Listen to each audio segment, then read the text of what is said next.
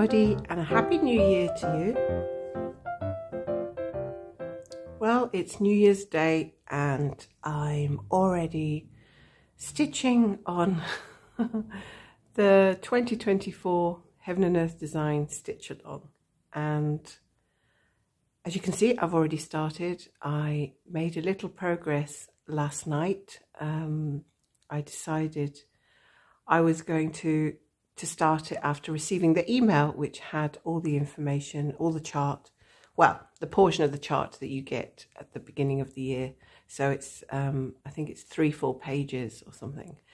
And I started on 20 count, which I was talking about in my last video, because I had a nice piece that fit that was just the right size for a 20 count piece. I would have done 1/1 full cross. However, it was really sort of scratchy and stiff, and I wasn't getting on with it after even 20 stitches. So I abandoned it and I went and found some 22 count, which is really rather smooth, which I prefer. So there's no scratchiness. The needle just glides in, and I'm still doing 1/1 full cross. And this is where we're at. This is my start. And I did exactly 166 stitches because I calculated that this chart, Astrology Cat, was going to be 60,600 stitches, and I sort of divided that by days of the year and came to the conclusion that I needed to do 166 stitches a day to complete this chart. So I had a head start on the 31st of December, so I have a 1-day head start. So at the moment, I'm just having a bit of fun with the whole idea of doing 166 every day, not a stitch more, not a stitch less, just to see if that's going to be something. Well, it is sort of doable, isn't it? I'm going to see if it's something I can keep up, or whether one day I'm just going to, you know, ignore that and steam on ahead or something. I don't know. But I'm going to stitch a little bit this morning, so please do join me. And I am curious if any of you guys have started your stitch along. Or are you waiting for fabrics, maybe waiting for supplies? I did receive my threads, which I was really grateful for. And it was only due to that reason that I was able to start. Otherwise, I think I don't really like starting unless I have all the bits and bobs that I need, because what happens is I end up getting little gaps where I don't have the threads. And yeah, that really doesn't do it for me. What have I done here? Have I already made a mistake and I haven't even started this? I'm looking at even the right section of this chart. No, I'm not. Not even looking at the right section. Okay, let's go back to here. Yeah, okay. Okay, I know where I am. Yeah. I had the wrong chart opened. Can you believe it? I must be, I don't know. I didn't even have any alcohol to drink last night, so goodness knows why my head is all fuzzy and tired. I still feel a little bit, my head is a bit stuffed still from the cold I had all of last week.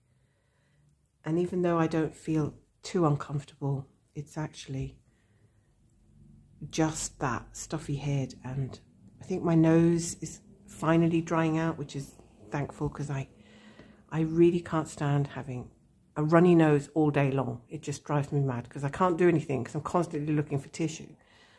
And that seems to have stopped, and my nose is dried up, which is great.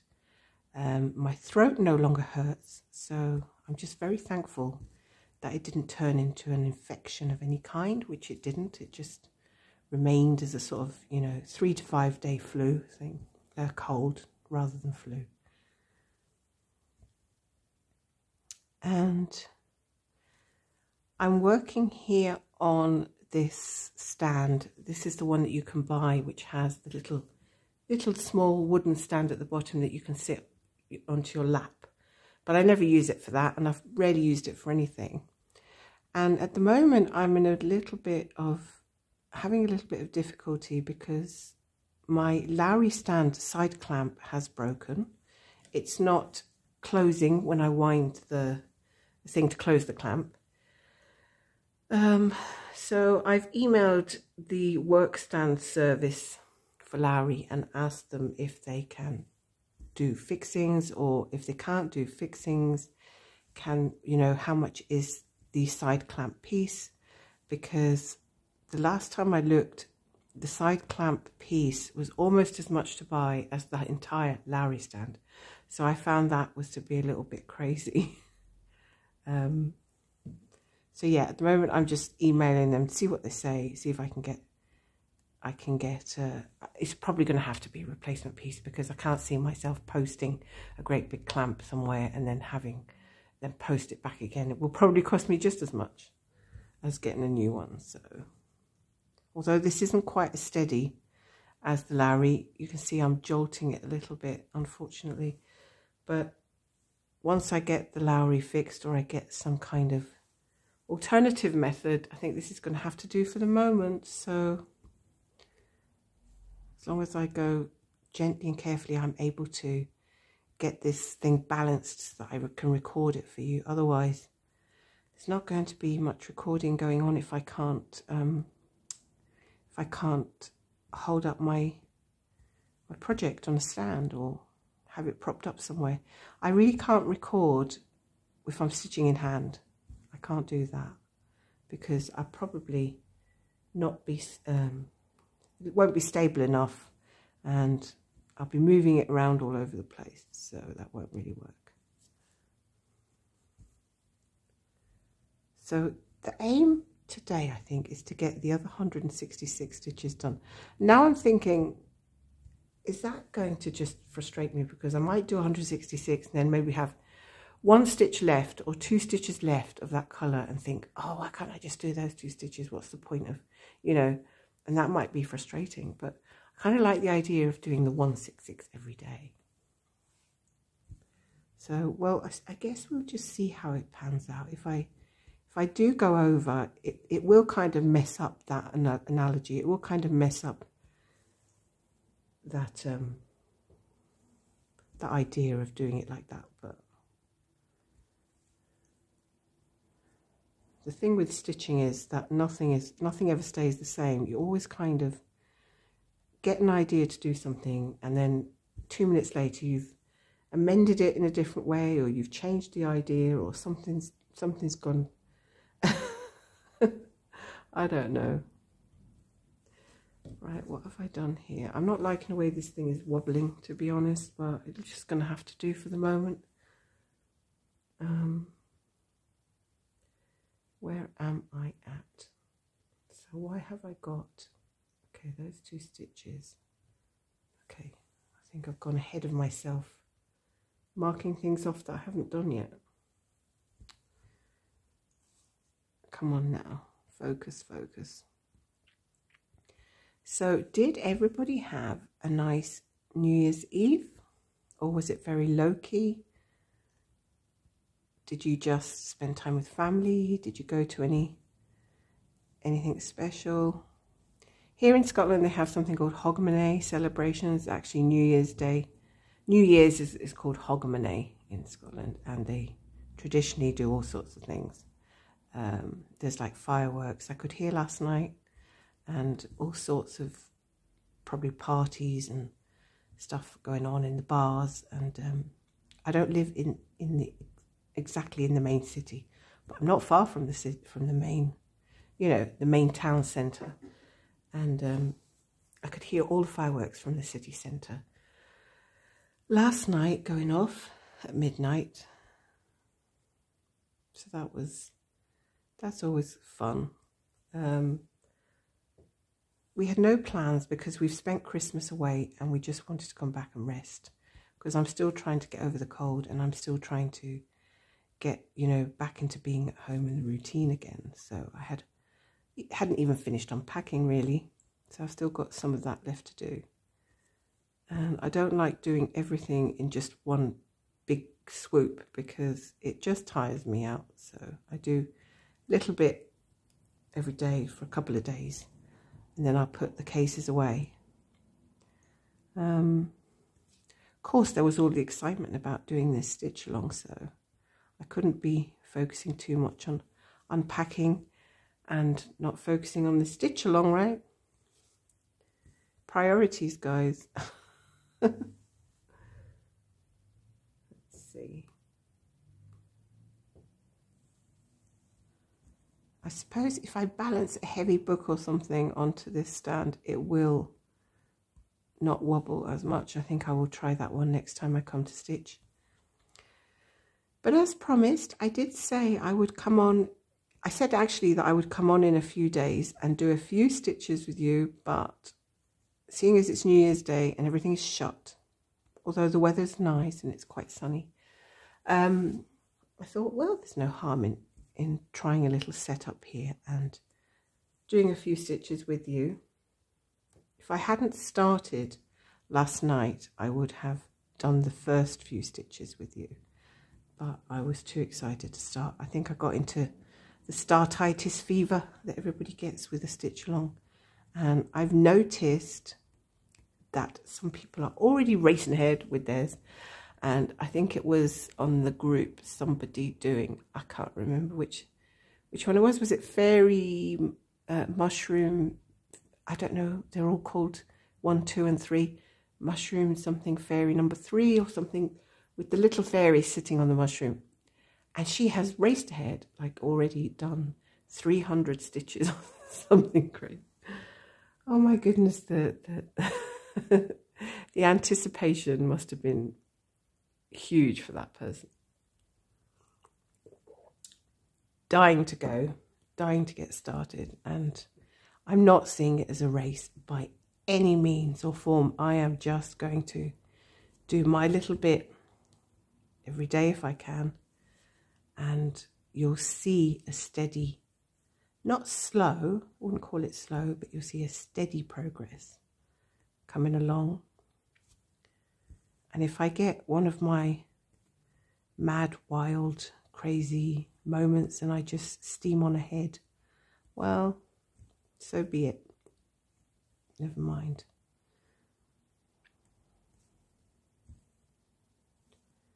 Okay, now, at the moment, this part isn't too confetti heavy, so I'm working this quite steadily. This isn't actually a bad way of stitching on a table, because normally I stitch on a chair, but stitching like this on a table isn't really a bad way of doing it if you can reach. But this stand, balanced on a table, doesn't sort of slide low enough to be comfortable for my arms. I have to raise, I'm raising my arms quite a bit here to reach the stitching, which isn't the most comfortable. So either I need to prop myself up with more cushions on the chair, or I need to figure out something else.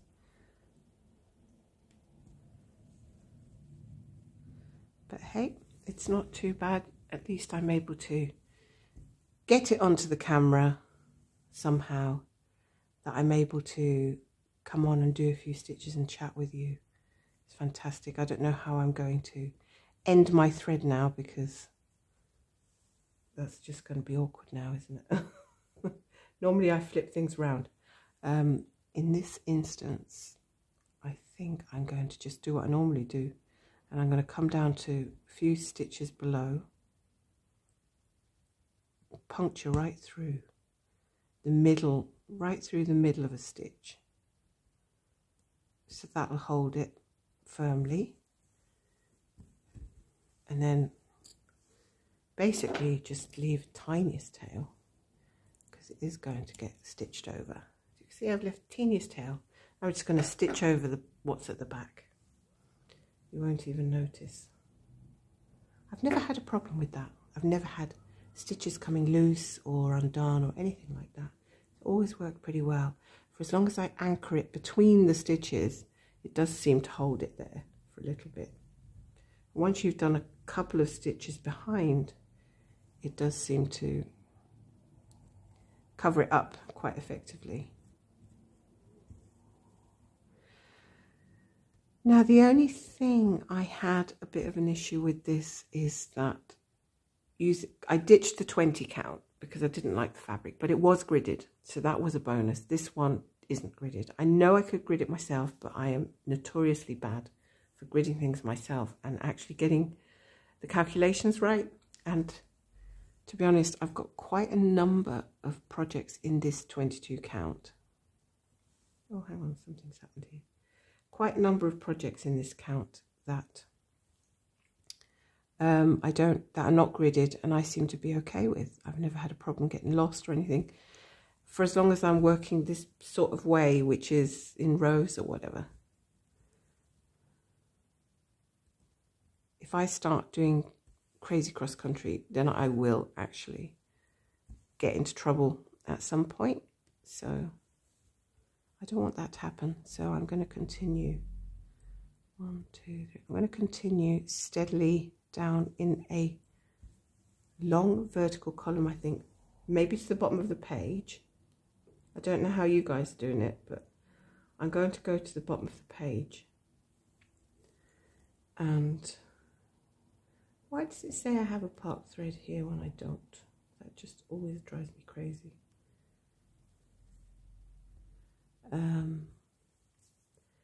I want to see actually how many squares reaches the bottom of the page. So 1, 2, 3, 4, 5, 6, 7, 8, 9, 10.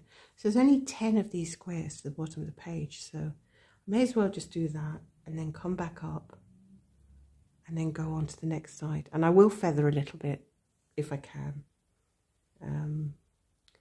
And then just do another 10 columns down. And before I know it, I'll be moving to the right and I'll be getting those full pages done.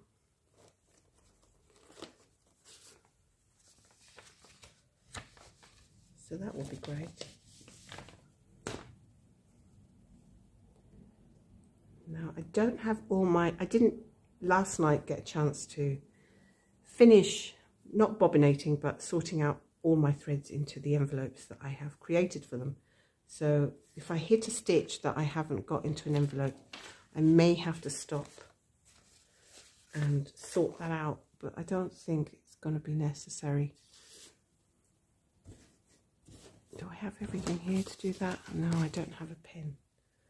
I might have to leave a few gaps if I don't have the envelope sorted out. I can do that a little bit later.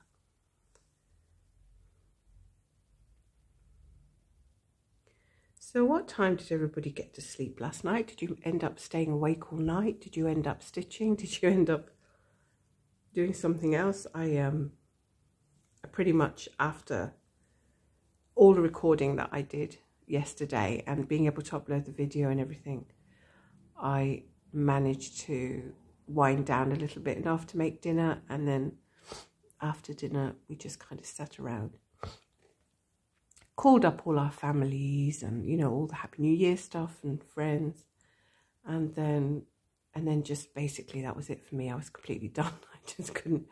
And then I'd done a few of these, the first 166 stitches of this chart, and then I decided that's it, I'm out. I have to go to bed now. And I think I managed to stitch, or I managed to read, rather, all of half a page of the book I'm reading before knocking myself out completely. That's how tiring. It really takes it out of you, travelling does. You find that you need, even for a short distance of travel, you need a couple of days to get yourself back together. I mean, it's not even like we had hugely long distance to go. We were going to Ireland from Scotland, which is pretty much a 1-hour flight. But I don't think it's the flight that is the tiring part of the whole thing. I think it's the travelling to the airport, checking in, walking around the airport, and then, you know, carrying all the cases, sorting out the paperwork. All that stuff really drained you. And waiting, there's a lot of waiting at the gate, all that stuff. That's what does the tiring. That's what makes me so sluggish when I get home. then I need a few days. And on top of being sick as well, my body probably didn't have the energy for it. In fact, I'm pretty sure I didn't have the energy for it, but I had to somehow, you know, get going. Otherwise, I wasn't going to get onto my plane.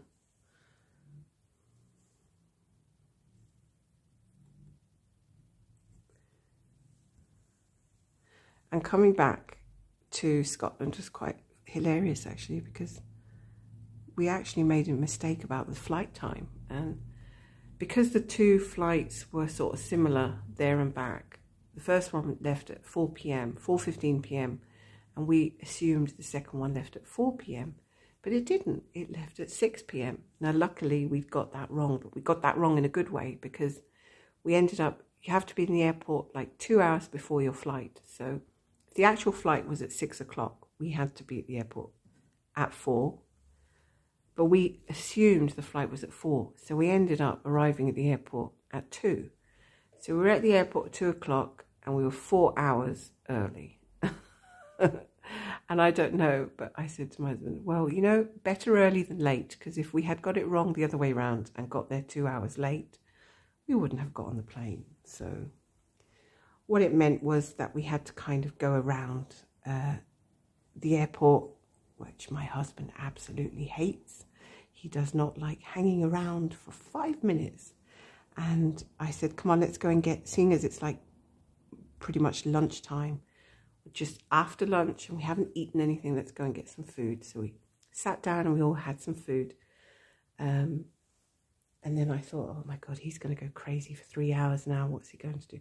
So I thought, well, I'm not going to stress myself. I'm just going to go walking around the shops and, you know, just chill, basically. So that's what I did. I went to a beautiful jewelry shop and I got a gorgeous necklace, which I'll have to show at some point. It's like a Celtic shaped cross. And I really loved it, made of silver. And I think my husband was just kind of like hovering around behind me everywhere I went, which drove me mad again. But then he said he was going off for a walk. He can't even sit down at the gate when you're, you know, when they say go to your boarding gate, he can't even sit there. He has to walk around the boarding gate and walk in circles. And it drives me crazy. But that's just the way he is. He does not like to sit down for any length of time. Doesn't like to read. Just wants to be on the move and get going. Whereas I'm quite happy to just sit there, read or drink a coffee. I'm quite happy to do that, even for an hour or so.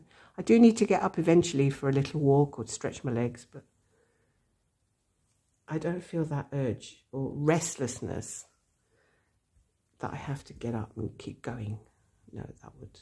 And even with all the sitting that I did do at the airport, I was still shattered by the time I got home. I think I very nearly dropped off on the plane, but I can't sleep on a plane, especially when I know that there's all these strangers behind me and beside me, and I kind of panic that I'm going to start snoring and snorting and all sorts of stuff, especially as I have with my cold. You know, my nose isn't in a normal condition, for want of a better phrase. And so I'm sort of acutely aware that there's somebody, I don't want to be like sitting there snoring and drooling while there's somebody sitting beside me. So I tend to be quite alert when I'm flying. Even though I was particularly shattered when I got onto the plane. And I was also sitting right at the very front of the plane, which is also where the air hostess tends to sit. They don't call it air hostess anymore, do they? That's a bit of an old-fashioned phrase. I think they call them cabin crew now, because they're, yeah, mix of genders. So it's like cabin crew, everybody's a cabin crew staff. So there was a guy sitting in a little chair opposite me, and I was aware that he was, you know, like basically sitting in front of me, because I was on the first row, and they sit facing all the passengers. And so yeah, there was absolutely no way I was going to fall asleep and start snorting in front of him.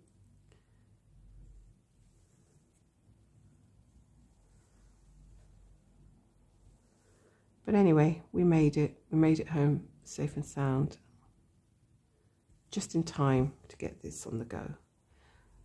So let's see, I have now completed in total 197 stitches. Do not get into knots right now. 197 stitches.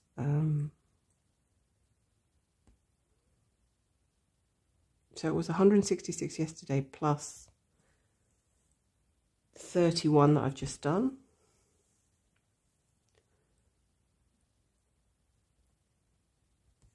Oopsie, I can't see well. There's sunlight and then there's shadow. This isn't a brilliant spot. You'll have to forgive me for that. I'll try to make improvements. I mean, the number one pain in recording is lighting. I can tell you that now. Lighting is a big issue for everybody. You can go watch some videos where the lighting's perfect. See, if I just move that a little bit like that, it looks much better. You can see the colours and everything now because the sun keeps moving across and casting shadows across the piece.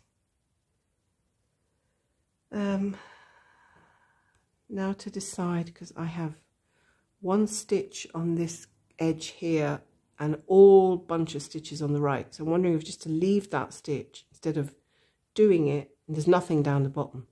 If I did that stitch and park it on the right, I have to park it higher up. It's a pain that when you're doing columns.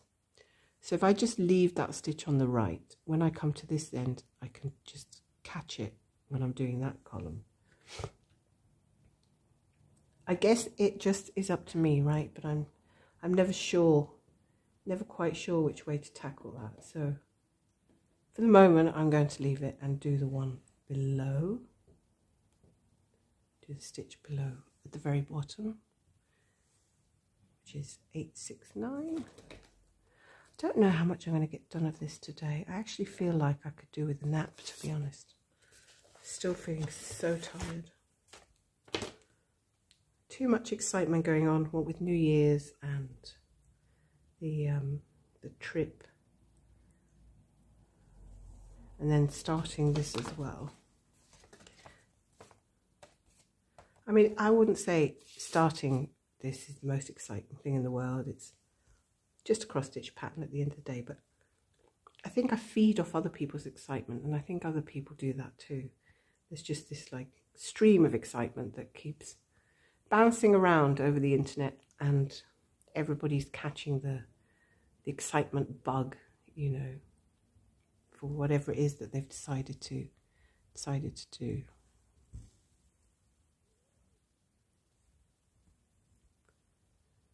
Right. That seems like a good place to stop for the moment.